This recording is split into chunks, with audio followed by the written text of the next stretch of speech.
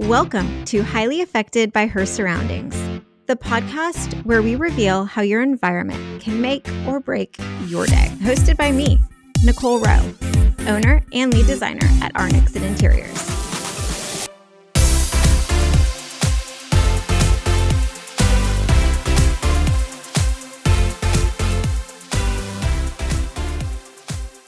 My great friend, John, who actually the first podcast I was ever on was yours. Oh. So I think this is kind of a fun turn of events. I had tried to get John on a long time ago, which we'll dive into, and a long time ago being like October. But I want to give John a moment to introduce himself, say who he is, talk about his firm, and we will dive in. So John, hello. Hello. I'm so happy to be here with you. This is the tables being turned, and I'm not mad about it. It's more relaxing on this side of the microphone, I'll tell you. I'm John McClain. I have been an interior designer for 15 plus years. Started out in a different industry, as most people do, and then moved into design once I realized I could actually turn it into a business. Started in Central Florida, and then recently, have ended that. We'll talk about that later, but had two offices at one point, now consolidated.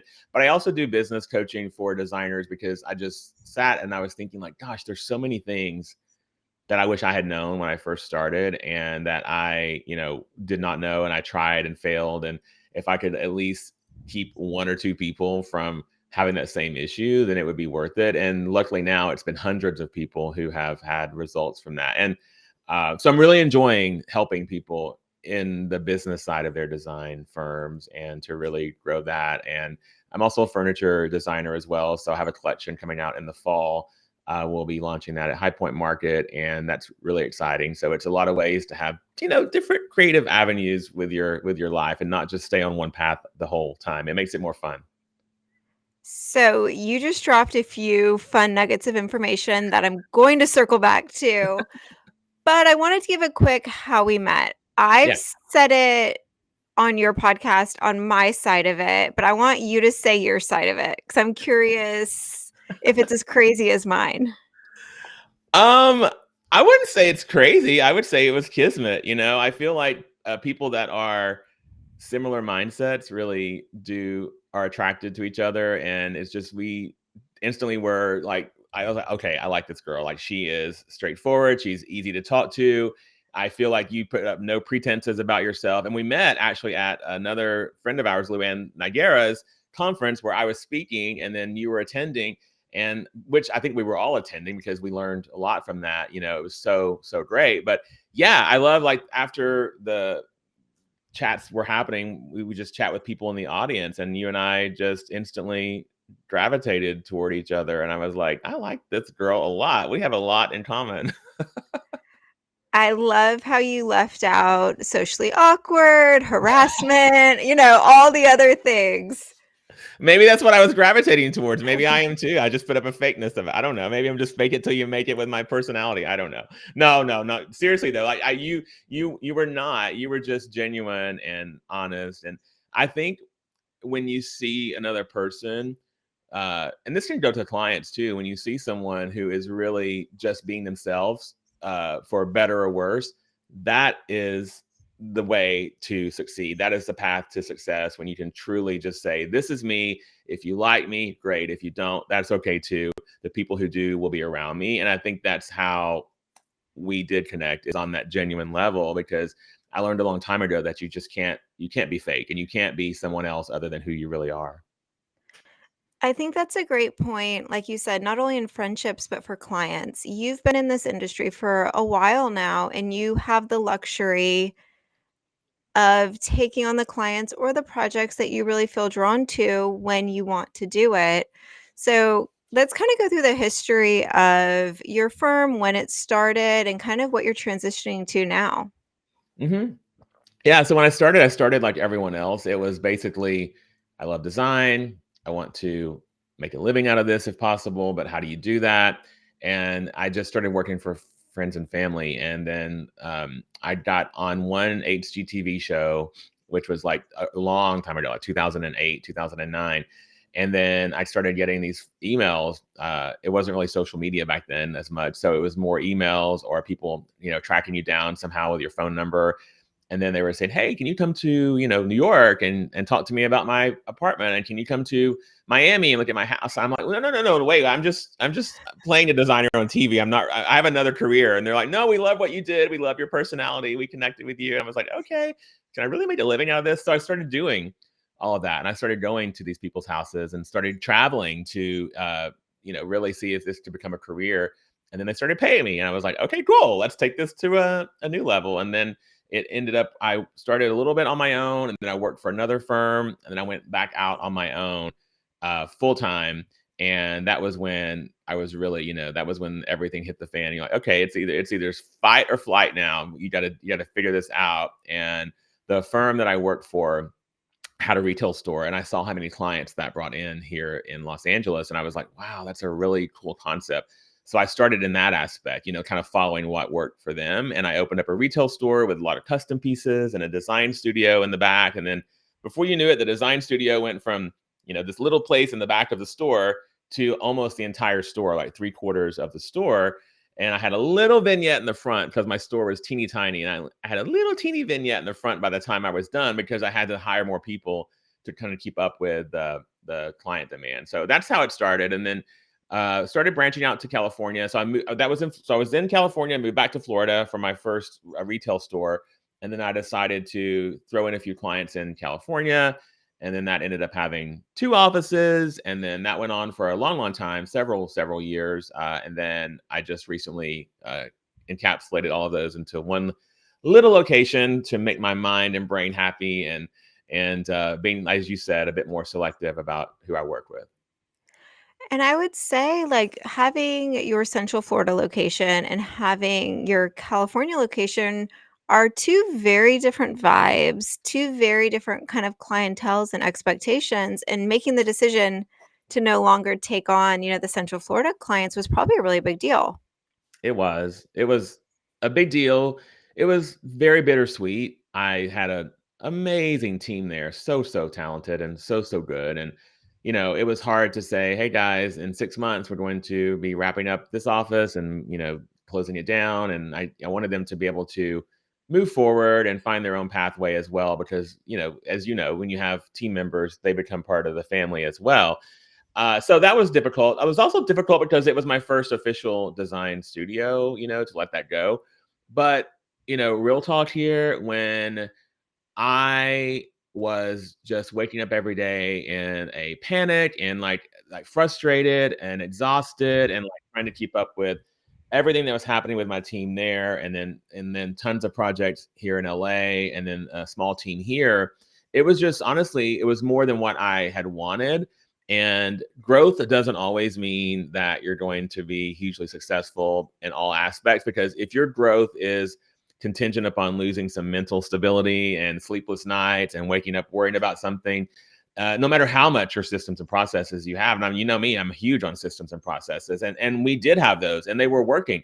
Even that, I still took so much ownership in my business, because much like yours, it has my name attached to it, right?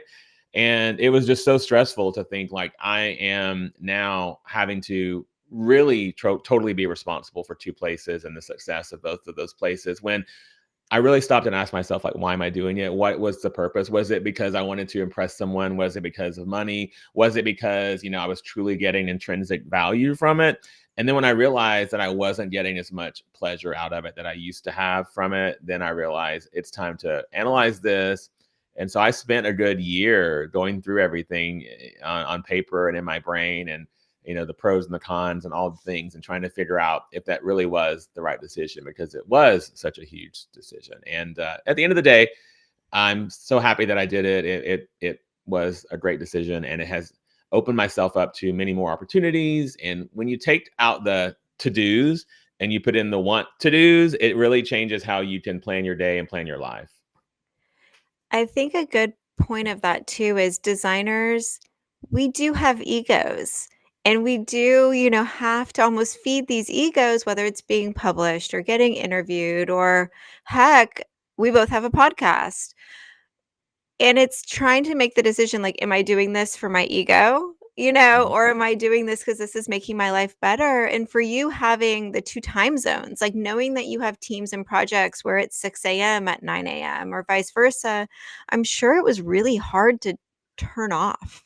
Yeah, it was, and you're totally right. Ego is a part of it, and I'm thinking like, "Oh, if I close this office, is someone going to consider me a failure, or is it going to harm my overall business by closing one office, or what are my design colleagues going to think about me?" It's just stupid, the things that go through your head, and it is. Once I realized that it was mostly based on ego, and it was mostly based upon like keeping up with the Joneses, and we are the design community, good or bad, it has this, I don't know, this level of eliteness that we like to portray. And I tried to stop that a long time ago and just pull the veil back and say, hey, we're all just doing our best here. We're all just trying to do our best to survive and to make a good living and to love what we do. And you don't have to pretend anymore that you have 25 high luxury end projects. You don't, like, you can just be yourself and say, yeah, I'm enjoying life in this lane, and it's pretty darn good because I am following my truth and my path with that. But yeah, it was weird. I would wake up in the morning and my team would already be working 3 hours ahead, as you said, and I would wake up to Slack messages and all kinds of things happening. But Mhm. luckily, I gave autonomy to them, and they accepted it, and I gave them lots of, like, again, checklist and very, very distinct processes. At one point, even my administrative assistant was doing discovery calls because he was so good at it. And I was like, he followed the training that I did, and then he did the protocol and the process, and he was so good at closing these discovery calls. So I'm a big proponent of a smaller team with a lot of hats, and I don't have to have 25 team members to consider myself successful. And if anybody's a designer listening to this, you don't have to have multiple offices, and you don't have to have a team of 25 people to be successful. Whatever success means to you is what you need to do. And I think that was the turning point for me, was when I was like, success is now this for me. It wasn't what it was, 15 years ago. That changed everything. I think that comes with experience. I saw a somebody's post on Instagram last week, and it was like, success for me is being able to go to on a hike on a Tuesday. Right. And like his kind of question was, yes, you could make a couple more $1,000, or you could, do X, Y, and Z, but if you can go to your kid's school for their birthday lunch, or you can go, kind of get a pedicure, or go whatever it is that you want to do during that 9 to 5, that means you've done something right. So I think stepping back, knowing that none of us thought you were a failure for closing Orlando. Like, I think most of us that knew you were like, how? Why? Like, having the two, yes, it could make sense if you wanted like a faux vacation home somewhere or something. But I think making that choice for you, especially as a business coach who, teaches so many young and green designers, that you don't have to have the numbers, you don't have to have the studios, you don't have to have it all to be a success. So thank you for being that example. Oh, thanks. I appreciate that. And at some point I let go of what I was afraid other people would think or say anyway. I was like, I want to go out on my own terms from this office. I want to go out when I feel like we wrapped up some amazing projects at the end. Like, some of them I didn't even get to photograph, which is so bad. But I regret that. Maybe I'll go back and knock on their door and say, "Hey, can we still photograph your house?" But yeah, we had some fabulous projects there, and we have fabulous projects here in LA too. But it's so funny, Nicole. When I left, of course, I get a phone call from this great client now in Orlando and Winter Park, and now I'm working in Winter Park still to this day on this particular project because the alignment was good, and she had reached out a long time ago. So never say never to things, but no, you don't have to have all the things that you read online or that you see some quote successful designer having to be successful to you. I love slow mornings. I love waking up and getting a cup of coffee and watching a little bit of the news and the dog on the lap. And like that, to me, you mentioned the hike, that to me is luxury, not having to wake up to, text messages from my team or from, I don't know, 10 emails from clients about, all the questions or this appointment, even appointments. I really lower my appointments as well, my availability for those, because I needed to really take care of my own mental health. And it's slowly getting better with that too. Okay, so with mental health, I know with you, travel is kind of your just wealth. You love it. You've had some opportunities recently to go on some great trips. I know you have one coming up as well. When we originally tried to book this, you were in Europe, which is also really cool. So, travel's a big deal for a lot of us, but I'd love if you kind of dove into your Europe trip and what you gained from it and kind of just insight to yes, we see pretty things. Yes, we see history, but what does it actually do for you? Yeah, that's a really great question. And it's actually a question that I've asked myself many times too, because when you're just going on a vacation to go on a vacation, you don't really stop to think about all the ways that it affects you until you leave that vacation and you're wishing you were back there. So I really tried to stop and say, once I'm on this trip or vacation or holiday, whatever, I want to look for the gems and the nuggets during that trip, not just after the fact. And so I've really become more cognizant of just stopping myself and saying, wow, you are walking through Florence right now and someone is singing live with a guitar and the stars are shining and there's nothing else going on except for this beautiful voice. Like, don't just pass by that. Stop. Let that sink in. Let that sink in of how grateful you should be for that. What is that meaning for you now? How is it affecting you right this minute? And how is it going to affect you down the road? So instead of having like a list of like, okay, I'm going to do this today, da da da da da, I just built in on all of my trips now a lot of free time, a free thinking time, free dreaming time. And when you do that, and you don't have to be on a trip to do that, by the way. You can do that in your shower. You can totally do that on a long walk. I mean, there's ways to bring it back home to you, which I've really tried to do. But yeah, I was it's been a great travel time for me. And the thing is, they were business related as well, which I don't want anyone to forget. You can totally keep your business moving along and still learning things with your company and with the field that you're in and still do that, and also add on some mental health time and some things that you learn from that. So when I went on it was a stone show in Italy for I think it was 3 days for the show, and it was with people from all over the world. Some people I think I only knew one person before, and the other 20 were people that I met there, and I still have friends. I'm friends with them now, and it was just like, I love that part of it. I love learning more about like going to a mine that Michelangelo went to source his like marble from. Like, hello, like that's freaking cool. So that was amazing. So I did that, and all the show, learning about new products. But then I was like, you know what? I'm in Italy. Let's add on another 10, 11 days to this. I think it was 12. I added on to that actually, and then travel around. And I did. And I just, we get pigeonholed sometimes into our design aesthetic, into this is what we have to do because this is what I've done forever. And I want to do this forever. And this is what I know. I went there thinking like I would never be attracted to this more relaxed, like almost like Italian countryside feel. I loved the way that it looked, but I never thought I would be able to possibly incorporate that into my aesthetic. But after I left, I was just like, oh my goodness, there's so many things that I'm missing out on that I need to bring into my design now, and to just my, whether it's furniture design or whether it's home design or whatever, because you can implement different parts of your life and your culture and things that you are affected by into your world that you have now. And you should do that. You should never pigeonhole yourself into one corner. And I love, there were so many ideas, like, so I mean, just more than I can even list. You'll appreciate this, I pulled out my phone and I even recorded a podcast episode just walking through the streets of Florence, just literally walking, my thoughts on my brain. I have not even aired that yet on my own podcast, but I'm so excited to go back and revisit that too, to see exactly what I was thinking about during that time. But travel is amazing. There's no replacement for it.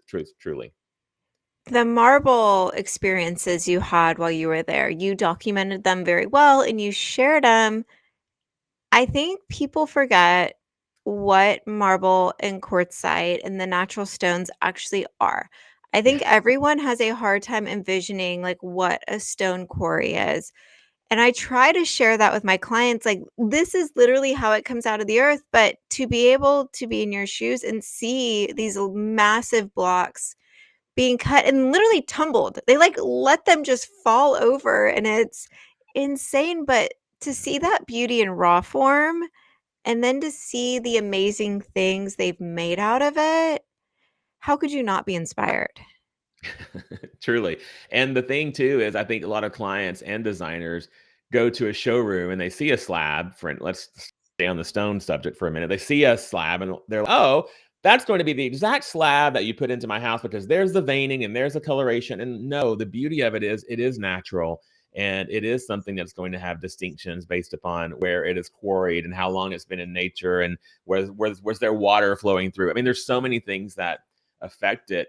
And what I love is what you said. You're educating your clients, and that's what I love about these behind the scenes things that we get to do as designers is you go into these, just with like, oh, I know what I know, but then you go there and you learn so much more. But then you also see the passion from all the way down to the person. We talked to the person who literally was driving. He handled the I don't even know what it's called, but basically they put this big straps around the marble stone, the huge slabs, and they pull them out after they've dynamited it and after they broke it. The the love that this guy had for his job and the fact that he worked in this quarry for like 45 years, I think, was amazing. So it wasn't just the owner giving you some like story of like, oh, I love my company because it's, whatever. It was literally the person who was responsible for pulling that slab out of the mountain.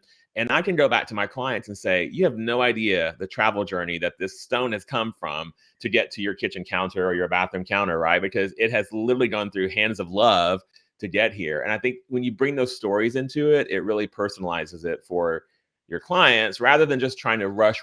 Oh, here's a slab, approve it. I'm going to install it in 6 weeks. Like that's not fun to me anymore. The fun part for me is to know that I'm letting my clients know and anyone else involved too, like, look how cool this is. There's a story behind everything, truthfully. You said dynamite and marble in the same sentence. Like right there, that's just like, ah. But I think you're right. And I know for me, we're going to tackle a few of my own home projects this summer. Like it's time. And my splurge in my bathroom is going to be real stone. I haven't found the slab yet, but we use real stone, I'd say about 80% of the time. It's always my first choice, but I totally get there's situations where the man-made quartz is what the client wants, and I get it, I do, but the times we use the real stone, it just like you said, it has a story, but it feels alive. You Yeah. walk in, you touch it, you feel it. I don't care if you have it etched from a lemon. I don't honestly, when you're in Europe, they're all etched. Like that is the beauty of it. And I think aiming for perfection with the man-made materials isn't the right choice. Like find the story. It's Yeah. really, really cool. Yeah, I had a client early on. I tried to convince him to use this. This was before I knew how amazing natural stone was. And he was like, John, I want marble. And I was like, okay, well, it's going to have this, and you drink a lot of wine, and there's going to be, etching with glasses and etching with, like you said, lemons. He's like, no, no, my family is Italian. I know exactly what it's going to look like. I want that. I want that patina. And it sort of just made me realize two things. Number one, okay, you don't have to force man-made materials on everyone. But number two, listen to your freaking client because your client is telling you what they want. They may not always be right and they might need some education as well. But if they tell you that they want that desired result, it's kind of our job to figure out how to get from, the A to Z on that for them and to make them happy with that. And he is happy. And he's had the same marble for, I don't know, 10 years now, still loves it. Still as classic as ever. So yeah. Well, it's the same as like living brass. Like Hmm. when you get it and you have to educate everyone, like, hey, as you touch it, like the doorknobs you use or the cabinets you use, they're going to darken much faster. But to me, that's beautiful. That tells the story. Like instead of it being, that very cheap, fake kind of look, you see the life in it. And I think that is worth the conversation, but for you to see all that in person, how special. But I also love your math there. You're like, "Oh, I was there for 4 days for, marble, and then we added just 12 because, that made That's sense." that's good math. That's good travel math right there. I love that, and Well, I the other know. thing too, let me just mention that it was a solo trip for me. So I did not go with my husband. And that's listening. Let me just tell you, that was probably the reason I feel like it was so eye-opening for me, was that I was able to just be with my own thoughts and my own desires for the day and my own plans. And that was a luxury experience that I could never have put a dollar amount on, was to experience all those things, but also not to have to, of course I want my husband to travel with me, but when you can travel by yourself and really see things that you're wanting to affect your own life and your own mindset and your own brain and your own mental health and your own learning journey, that is something that can't be replaced by adding a group of people with you. So solo travel is fabulous. If you get a chance to do that, even if it's for a few days, I suggest it, highly suggest it. Okay, I didn't realize he wasn't there for any of it, Nope. but I think you posted something on Instagram, or it may have been multiple, of you wandering and a cat following you. Is this like, am I remembering this right? Like, but Yes. that goes back to the being aware of your surroundings and just wandering Yes. and sparking, the interest of a local little feline that wants to know what you're up to is a fun memory. Yes, and to see, and that was a story. So you remember the story of that. If I had just been like, "Oh, I went to these gardens and they were beautiful and blah blah blah," you would have been like, "Okay, that's fine." But then when you add a personal story to that, I think it really is what people remember. And the other thing too, I made a conscious effort to not. I posted for the first 3 or 4 days when it was at the Stone show because I had to, as part of my obligation with them. But after that, I made a conscientious effort to not go on social media. I closed the app out, did not open it, and I even posted, "Hey guys, I'll be back in a couple of weeks." So all of the things that I posted were actually after the fact, and I did not. Anytime I had the desire to doom scroll and open my phone up and just, I was like, "What are you doing? Like, you're in Italy. Stop. Why do you care what someone is doing, right now back home? Like, no, you're here. Unless it's an emergency, you just stay focused here." And everyone knew how to reach me if it was an emergency. So I avoided social media like it was the plague. And it was so great to think that, oh, instead of just like scroll, scroll, scroll, I'm now forced to sit with my own thoughts and think about this situation. And I soaked it in. I was a sponge. Oh my gosh, beyond everything. I talked to people there. I met new people. I met the cat, of course. I met a rabbit one day. A guy had a pet rabbit. He was hopping through, and I'm like, "Tell me about your rabbit." And so we had a whole conversation about his rabbit and how he had it for 3 years. And it's just but if you're walking around looking down on your phone, you're not going to have these experiences, and you're just not going to enjoy life as much as you can. So I've tried to bring that back into my own world now, and put time limits on my social media if possible, daily, on a daily basis. And it allowed me to really be in the moment of that trip. And now hopefully in life too, I'm bringing some of that back as well. It just sounds like you're forever changed from those couple weeks. Like your mindset, you've been back home a while now, but the mindset of things that I think a lot of people who may not be able to take 2 weeks off yet in their career journey and travel overseas can do back, at home. They can walk to a coffee shop in the middle of the day and put their phone away. They can do these little things where they notice nature, or they notice, their neighbors' homes, or whatever the case may be. I think it really is set your phone down, look around, talk to your neighbors, talk to strangers, and really learn the story of everyone. Yeah. I mean, one thing I did bring back was what I call my beauty walks. And I just literally go out in my neighborhood, anywhere I am, and I don't have my phone. I go with the purpose of looking for beauty. So if it's a beautiful tree or a beautiful flower or a beautiful pet or whatever I see, I'm like, go towards that. There's look at that beautiful hydrangea bush. Why don't you go and see that close up at the end of that street and really take it in? And I did that when I came back, almost like I think 2 or 3 days later. and I talked to a neighbor I'd never spoken with, and I said, "Oh my God, your flowers are just gorgeous in your yard." And she said, "Oh my God, you're the first person to stop and tell me that." And I said, "Oh, I can't believe that because they're so." And she told me how long she had been growing them, and how that meant so much to her. So even by those little steps, you can bring little chunks of that back to your real life. And I don't want this to look like I'm some elite person that gets. I'm very fortunate to get to travel. Yes, that was a very fortunate situation for me, but anyone can do it if you just set the time aside to do that in the small ways that are important to you. So yeah, could I have taken on a new client and tried to spend those 2.5 weeks working with a client? Yeah, I could have.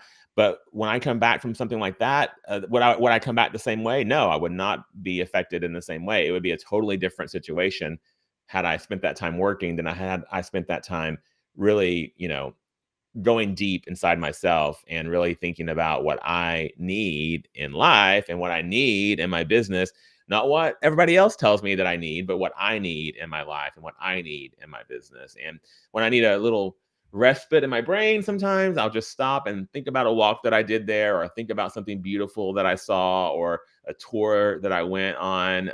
And it brings me back to that place of like solitude and solace. It's great. So the memories of trips can be just as effective as the trip itself, I find.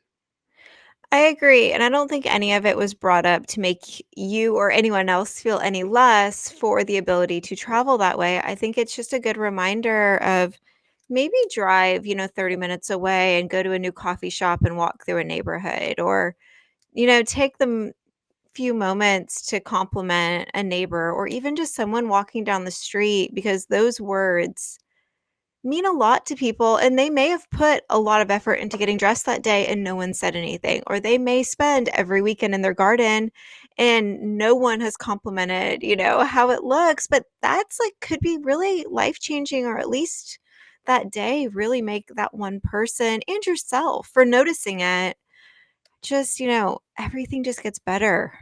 So Yeah. yeah, thank you. My advice is something that my friend told me. He said, whatever you get invited to, whatever, if someone asks you to do something, if there's an opportunity, just say yes and then go and experience it. And I did. And so if a local said, "Hey," if I was talking to someone on, like, for instance, I was on a tour, it was an all day tour that I went on because I really wanted to see this certain part of Italy. So we went on the tour, and I was solo, and I sat beside a girl who was also there solo, and she travels solo a lot. We instantly clicked, and we just we had lunch together. We would walk around together. We talked about things together.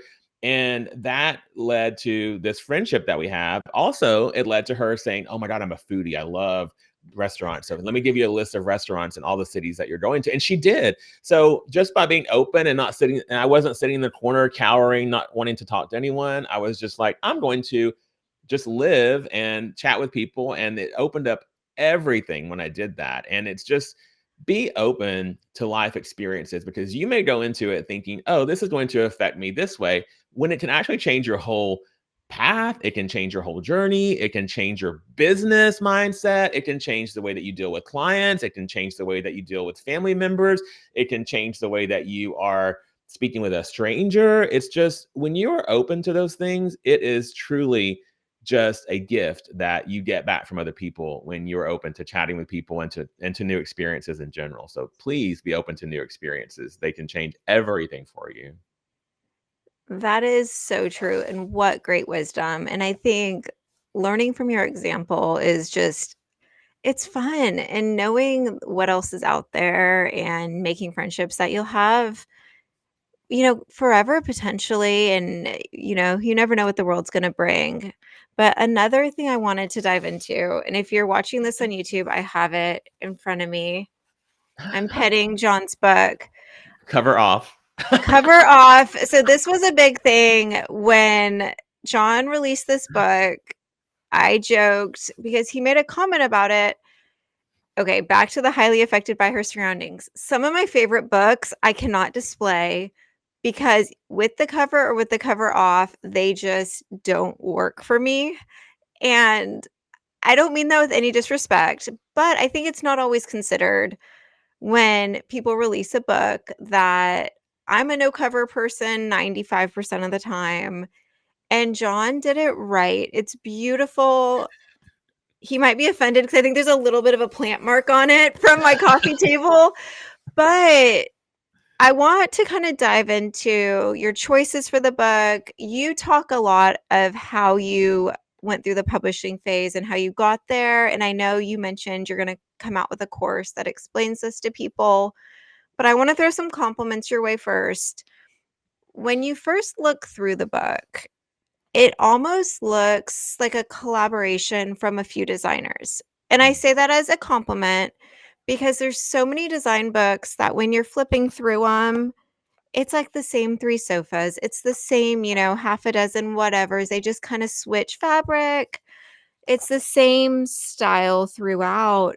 Yeah. But your reach of style goes so much beyond kind of this is how you make money. This is how you rinse and repeat. This is the quickest way to churn out designs.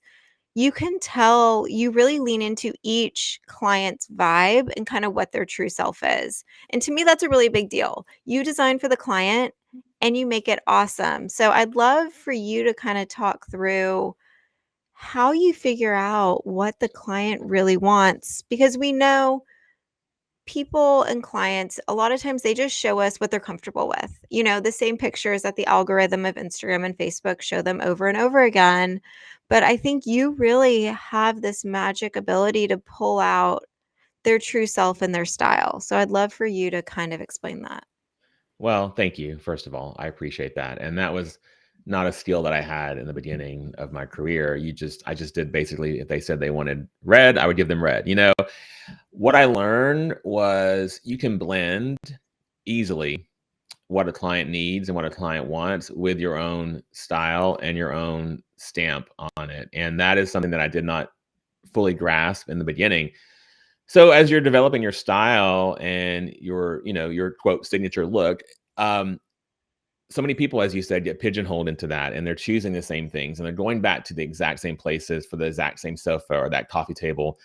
That's lazy to me, and it is a good moneymaker, of course, as you said, rinse and repeat. But if you just listen to your client and find out what they're needing, but then also don't be afraid to speak up and say, no, no, I totally hear you, but let me just show you this other option because I really feel that this is best for you based upon what you told me. So there's a way to blend that all together and to have like I have this underlying, I call it comfortable chic. So that's my, if I had to put a label on my style, it would be comfortable chic because I want people to have a comfort in their home, but I also want this underlying tone of elegance.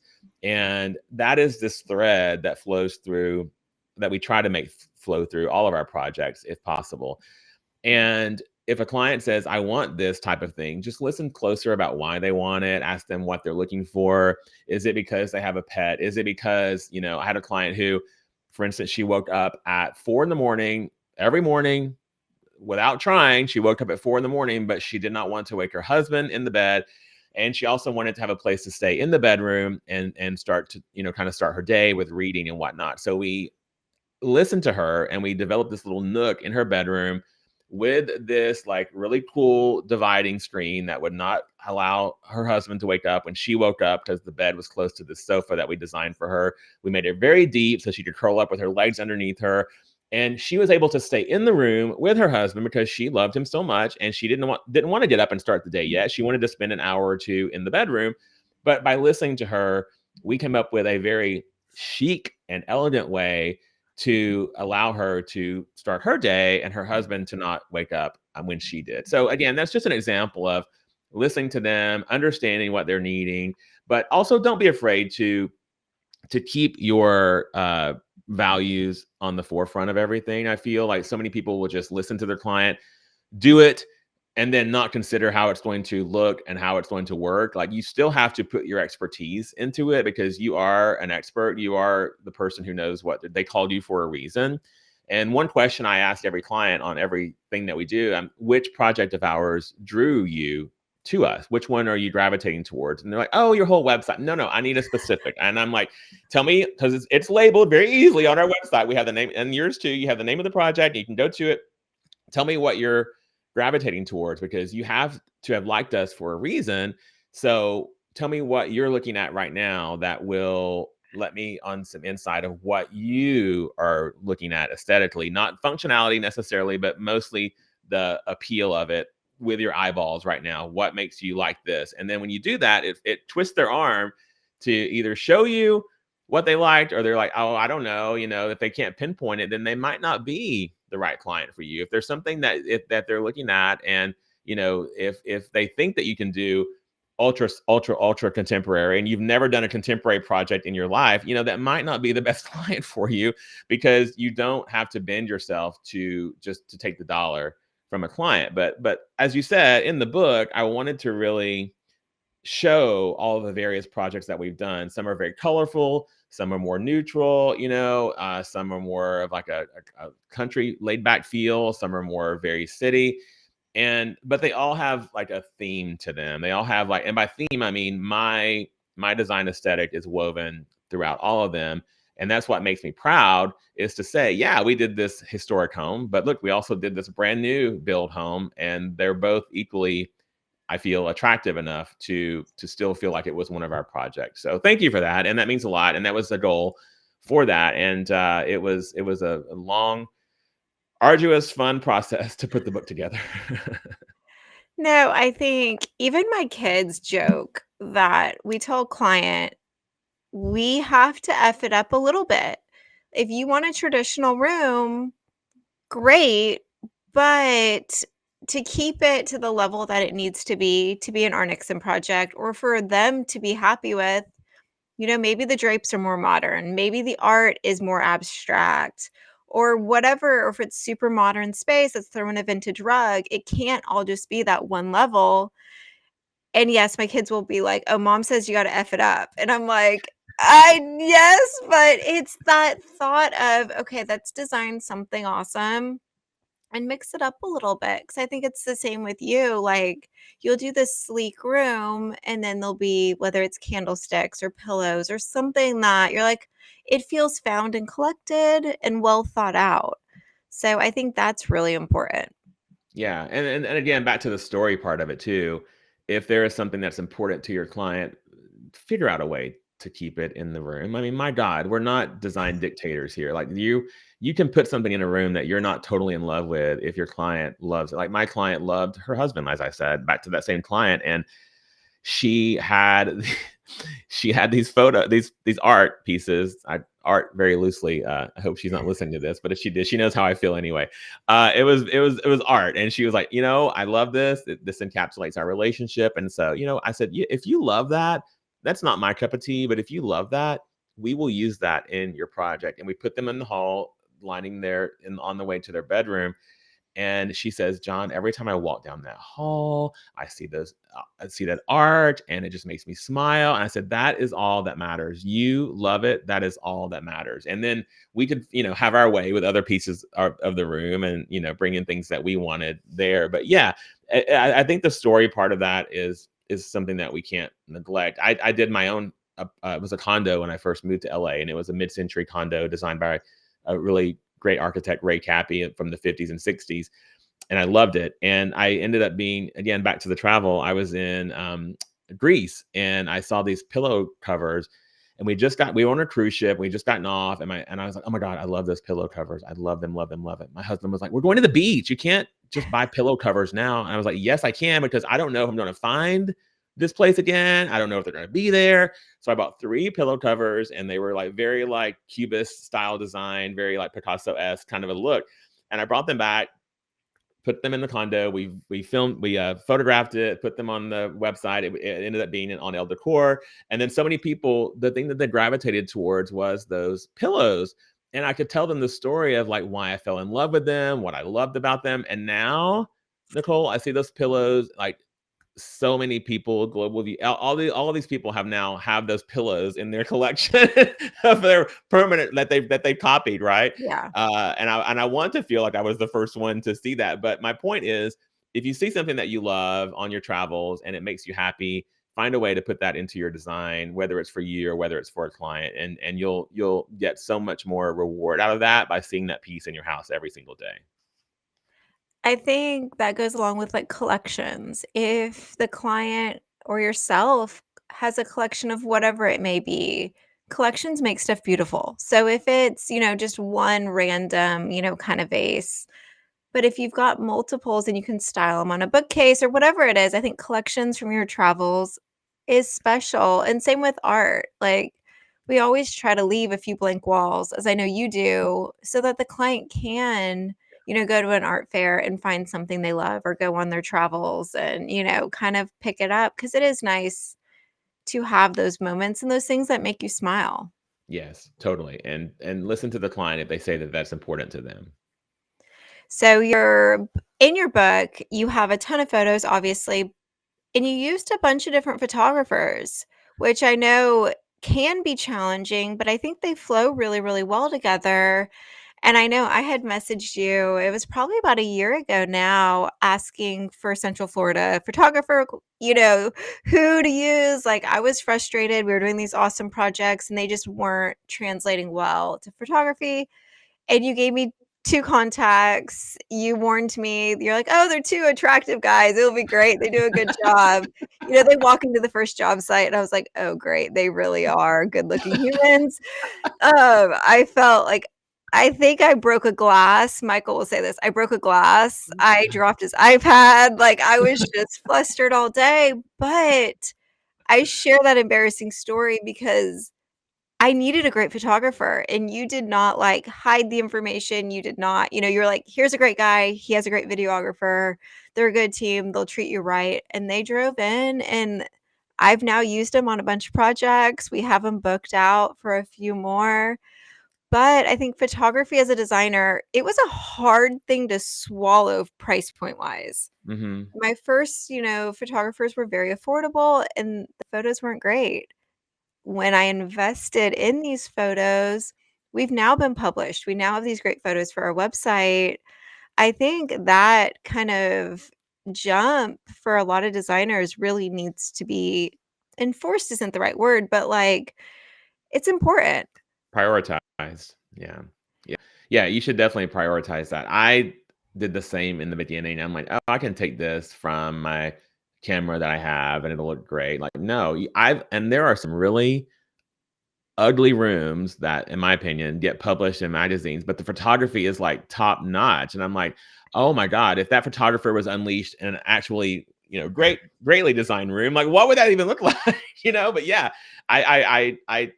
good photography, you cannot skimp on that. You cannot, try to get someone because they're less because it's a reason typically, that they, now there are some new ones that are starting out that will give you some better pricing, but yeah, if you don't spend four, five, $6,000 on a photo shoot, you're not getting anything quality these days, and it's probably even more than that now. It just depends upon the size of the house. But yeah, Michael ended up having the cover of image of my book on the jacket that we all remove. Sorry, Michael. I think I threw that away a long time ago. It's okay. He's still inside the book everywhere. Yes, he is. But yeah, photography is super important. And, I just encourage everybody to invest in that. Don't try to make everyone's like, oh, I shouldn't add this to my client's budget. No, your client is not responsible for photography and the marketing of your business. Like, no, your client doesn't give a rat's patootie if you take photos of their house or not. This is for you. So you have to work into your budget and to your marketing budget an allowance for that. And, I'm sure like myself, you've probably learned a lot about how to style best for photos now and where it's basically what that camera is seeing, right? That's a whole other conversation. But I find that part so interesting to know that I designed this huge room or this entire house, but the way that we're going to encapsulate that photo, that one shot is super, super important. So we'll move a vase, 3 inches to the left and change the flowers to be arranged in this way and like turn the books a little this way. And it's just that part I find, again, back to that behind the scenes thing, I find that so interesting and so fun to see that from the perspective of the camera and from the artist, which is the photographer, because photographers are artists. Like they know what they're doing. And I love partnering with good photographers and videographers. And it just changes the way that people perceive your project. If I had not, some of my projects in my book, for example, are older projects, from years back and that I just truly loved and I knew that I wanted in there. And then some were brand new because the publisher was like, well, you can't put all older projects in there. We have to have new ones. So we sat on like 5 or 6 projects before we got the book out because the publisher wanted stuff that had not been released before. And I get that part. But, it was so interesting to me to see how the older projects, as you said, meshed with all the other ones in the book, and that everything sort of blended well together. But because I had used quality photographers my entire career, once I started getting, bigger and better projects, everything that I had already photographed did not have to be reshot. There was nothing that they asked me to redo. We had worked so hard on having the good photos to begin with that the publisher was like, "Oh, these are great. You can use whichever ones you want to use because we like them all." And I found photographers with the same skill set, whether it was in Los Angeles or whether it was in Florida or anywhere. I found people who had the same look, so I knew that they would blend well together, because you don't want to go to your website and see a bunch of different feelings of photos. And if I go to someone's website, and I'm sorry if this offends anyone, if I go to your website and I see iPhone photos, I'm just like, I'm going to click it off. I'm sorry. Like, you deserve better than that, and your work deserves better than that. So I know that's a taboo subject because there's so many people who teach you how to take great iPhone photos, and yeah, those can go on your social media if you want, or in an email or a newsletter, but don't put them public facing on your website to try to get more business. It's not going to work. No, I agree. I think the investment is huge Yeah. and it's worth it. And I'm grateful for you for kind of connecting all of us, even though, once again, embarrassing myself on a daily basis.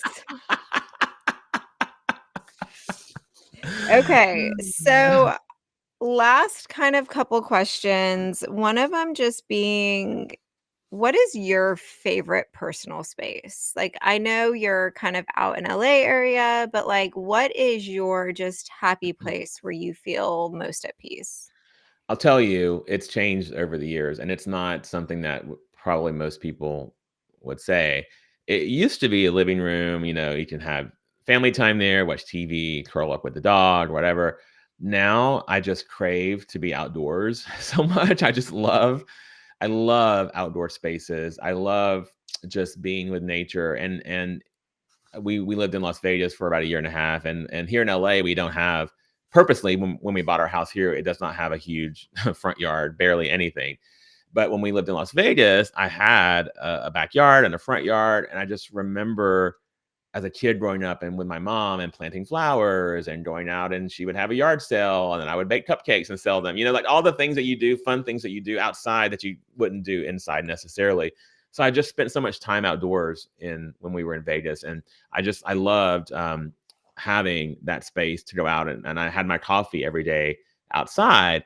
So now that I don't have that, and I'm back in a house that has a teeny little backyard, a front yard, and even the front yard is facing like neighbors and all the things, I miss it so much. So I'm working on some sort of plan to get a yard and a nature type space back into my life. And I think it goes back to COVID and what we all felt, during those times too, just being so held inside of our own spaces, internal in our house. So I really do feel that nature is healing. And even if it's for 10 or 15 minutes, just to go out and look at the trees and look at the sky, and you see a sunset that you never saw before. It all sounds so cheesy, but it all just lifts me up so much. No, it's not cheesy. I think it's true. And I think with everything everybody's been through in these past 5 years, being outside is a blessing. Hmm. Okay, Yeah. last question. Design bucket list. If you could pick a project, a location, a space, what is on your what would you love to design or It's funny. redesign? So now that I've spent so much time in Italy, when I was there and was affected by the design styles there and the hotel. I love hotel design. Period. End of story. Every city I go to, I spend a day and I just tour hotel lobbies, and that sounds crazy to people, but designers are allowed so much freedom when they can design a space that's a little more avant-garde, a little more edgy. And I try to bring a few of those things back into clients' houses that I see as well. But my dream project would be now a boutique hotel in Milan or in Florence, in one of the cities that I feel really does appreciate, Milan for sure appreciates great design. So I would love a boutique hotel. Let's just put this out to the universe now. A boutique hotel in Milan, and I can design all the common spaces, the rooms, and I just feel like I could so put my stamp on my combination of what I love about design and what I learned about Italian culture and Italian design, and really come up with something amazing. So isn't that great? I'm glad you asked that question. Count me in for the opening weekend. I will stay there. I will do your designer math and add 12 more days or whatever we have to do when we go to Europe. But honestly, what a dream and what something to strive for and start networking and really, allow that to happen because hotels, what do they say? In hospitality, they have to redesign every 10 years. Like there has to be like the refresh. So they're happening. You just got to be the one to do it.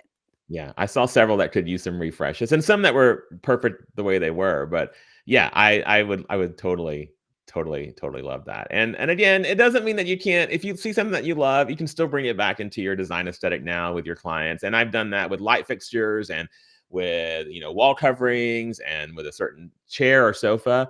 But I spent a lot of time on these trips asking myself, what do I want to get out of this? And it was inspiration for my personal life and inspiration for my professional life. And if you go into it with those eyes wide open, looking for those things, they will come to you, and you will just, and if you're ready to absorb it like a sponge, it can totally change, again, your life trajectory, your business trajectory, and it can bring you up in moments when you're not feeling so great some days. Just take your mind back to those happy times. And travel is that for me in all aspects. That's awesome. So we'll end questions there, but what I want to give you a few moments, tell everybody where they can find you, but also talk more about your offerings because you do have some really neat things for new designers and seasoned designers alike. I know you have some fun stuff in Vegas coming up from what I remember, and just let us know where they can find you and what's happening. Yeah, thanks. Well, since pulled back on client work and spending less time in the projects, it's allowed me to do more of consulting and business coaching and all those things. And so, yeah, I do one-on-one business coaching for clients. I have a lot of designers that I work with, and that aspect. Some of them are brand new. Some of them have been doing it for 20 years. It just, if you stay in the same routine, then nothing's going to change. So why not ask for help if you need it with your processes or pricing? So yeah, I have courses on. One's called the Design Business Fast Track for people who are just starting out and trying to learn all the things that I did not know as myself as starting out, pricing and how to do a consultation, how to do a discovery call, all the way into more seasoned designers who really want to talk about marketing and want to talk about how to bring on new clients. And some of them are just wanting to be like myself. You're a more authentic individual. And I think that's something too, the mindset part of that. So I do the one-on-one coaching. I have lots of video courses, and then, but because I'm not working with clients so directly, and now I'm able to do more uh, industry things. So I'm a presenter at KBiz. Day one, I'm a host at KBiz because, again, I kept myself open to opportunities. And I started out as a judge last year on a competition, and one of the people who were in charge of the actual hosting said, I really liked, what you did as a judge. Would you ever consider hosting? And I said, of course, let's talk about it. So one thing will lead to the other if you don't, keep yourself into that corner. And that's what I've tried to do. So yeah, I'm doing that. I'm doing lots of speaking engagements across the country, ASID, some student chapters as well. I'm just trying to really use what I've learned and what I know in other ways than just for my design clients' words, and really just help the community. And if we just try to build each other up, and as you said before, get the ego out of the way. I'm no better than anyone. I just might know 10% more than someone else. And if I can give that 10% and share it, why not? So yeah, you can find me on johnmcclain.co. That's JohnMcclain.co. Everyone tries to put the com on there. So I moved everything over to that website. And then you can find all my design work, John McClain Design, there on Instagram, all the places. And then my learning program is called Design Success Academy. And everything that I teach, that I've learned, is inside it, that I teach to my own students, is inside of that program as well. So yeah, lots of places to find me. But on Instagram, it's just John McClain Design if you want to find me there. Well, this was so special. Thank you so much for your time and all your knowledge. I'm just so happy to see your face and get to do this. I adore you. Thank you. And thank you for the show. I love how you're putting your own stamp on the podcast. I think it's so you. I think it's so perfect for your personality and the way that you see the world. And I'm just happy to be here. Thank you so much for tuning in to this episode of Highly Affected by Her Surroundings. I truly appreciate you taking the time to join us today. If you enjoyed the show, be sure to subscribe so you never miss an episode. And if you have a moment, please rate and review the podcast. It helps others discover the show, and I'd love to hear your thoughts. For more behind-the-scenes content and design inspiration, follow us on social media. You can find me, Nicole, at Nixon Interiors, and the podcast at Highly Affected by Her Surrounding. We'll be sharing updates, sneak peeks, and exclusive offers you won't want to miss. Plus, if you want a recap or more details from today's episode, you can find the show notes at arnixoninteriors.com under the Highly Affected by Her Surroundings tab. Once again, thank you for your support, and I can't wait to connect with you on social. See you next time.